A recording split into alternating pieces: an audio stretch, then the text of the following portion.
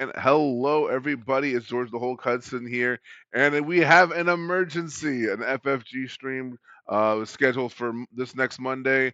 In addition to their Wednesday stream, something so important that they could not wait 2 days. I think this will be something that shakes up the meta. I think this is something that people need to be aware of going into regionals and sectors. So, what does this mean? Everyone's speculating. I'm going to join in too because that's fun. Um, yeah, doctor's here to fix your meta, and also going to talk about cardboard chefs, our progress on that, and a little if about the team, all kinds of fun stuff. Keep watching. So let's start off with the emergency update. Uh, Elephant in the room. I think Force Throw's time has come.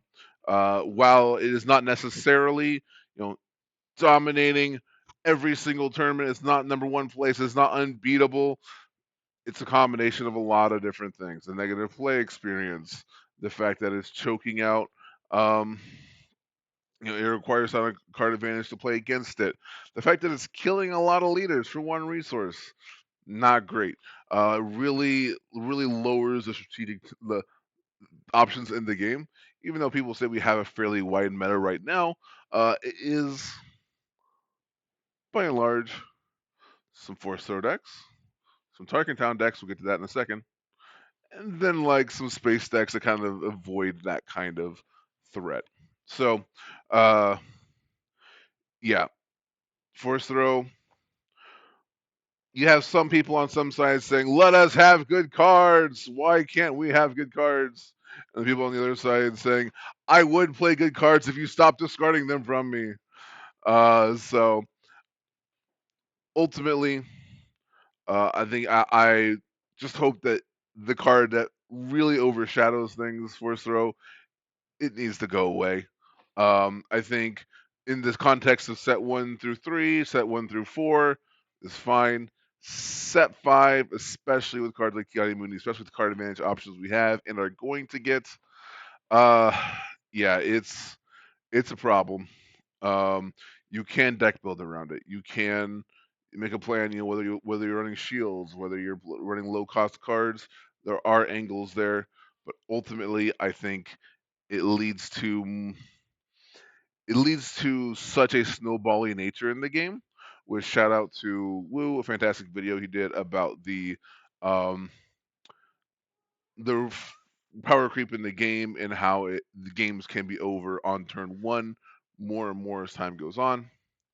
Uh, my take on this is there's a lot of units that can affect the board without using their stats. Things like Migs, things like Grogu can affect the board and lead to that snowballing feeling.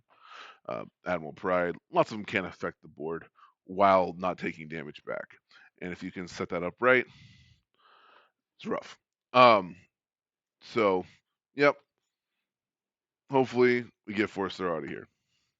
Uh, Next up, my personal take. I think Tarkin Town's been a danger uh, for a while. The designers want this game to be about unit combat, weighing your options, having pieces on the board, and using those to get the maximum value.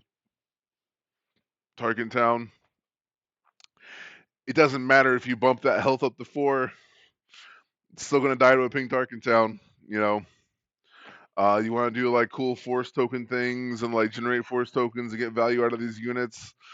You're not going to. It's gonna your force unit's gonna die to a pink Tarkin Town. You may not even play it on turn one because you're still scared of it, and then it's just gonna snowball in there as removal, and the units get better and better. Um, so while Tarkin Town, I think it's an interesting wrinkle in the meta. I do think it warps the game and makes it um not as good as it could be. Now I can hear you now. Well, if it got you're targeting time, you got to get rid of ECL. You got to hurt control deck somehow. The Vaders are just gonna ambush everybody, and no one's going to play units anyway. Um, I think on ECL is still unit combat. You still have to have the unit. You're still deploying a unit, even though you're getting on attacks, and there are powerful on attacks in this game, or even when blades. Obviously, Wrecker. Obviously, Darth Vader, leader, legendary blue. Uh, I feel like that's more of what the designers wanted than like the what Tarkin Town demonstrates. Um, and of course, maybe the designers wanted a lot of things they didn't materialize. So they're not going to stress it. Um, so that's my personal list as far as bands and stuff. I know there's some people out there thinking maybe they'll unsuspend TDR, unsuspend DJ. Um, Again, I think more fairly polarizing, these game experiences where it's, oh, I DJ you 3 or 4 times and you don't get to play the game, or uh, the TDR super high rolls or super low rolls. I don't think they really have a place or need to. I think uh, maybe Boba coming back. That's about the only one that I could see being interesting. I don't think it's a good idea, but I think Boba was a mistake, and he can run off into the sunset. Uh, but yeah, so and then as far as the announcement, we're looking forward to that, and uh, I do think, yeah, for them to have an emergency announcement, for them to schedule it early. They want to give players as much time to prepare for regionals and sectors, and that uh, we should see some exciting stuff. So, breathe some life back into the game a little bit, at the very least, because I think right now it's a lot of choose your favorite flavor of force throw, um, and or like be prepared to beat it. And yeah, as far as cardboard chefs, um, we had a little bit of delays on like our graphical assets and getting all that set up, but we did a in-house pilot episode a few days ago, and it is amazing. Super good energy. We're super happy with how everything's come together. Unfortunately, just the timing of everything, I'm going on vacation.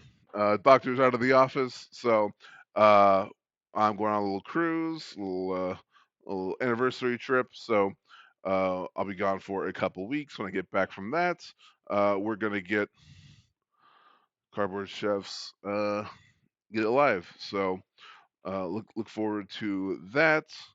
After a little bit of silence, a little bit of downtime as we gear up, as the Bothans gear up for regionals and sectors. So yeah, uh, thought you all want to get back, and may the force be with you.